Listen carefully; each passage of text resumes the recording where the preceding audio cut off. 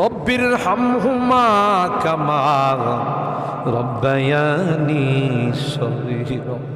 রব্বুল আলামিন আল্লাহ কোন কোন শীতের মধ্যে ঐতিহাসিক খোলাপাড়াবাসীর উদ্যোগে আল্লাহ 49তম তাফসীর মাহফিলের আজকে তৃতীয় দিনের শেষ রজনীতে আল্লাহ গভীর রজনীতে মালিক রে, আমরা কিছু সংখ্যক গুনাহগার বান্দা আল্লাহ তোমার আদালতের কাঠ গড়ায় আসামির মতো দাঁড়াই, ভিক্ষুকের মতো দুইখানা হাত বাড়াইছি।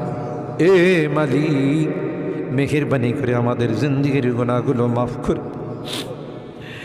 ও রব্বে কারীম, তুমি তাকাইয়া দেখো, বুড়া মানুষগুলো ঘরে যায় না, আগে মা বোনরাও ঘরে যায় নাই, আমার কলেজার টুকরা সন্তান যুবকরাও ঘরে যায়। কাঙ্গালের মতো হাত বাড়াইছি। এ মালিক,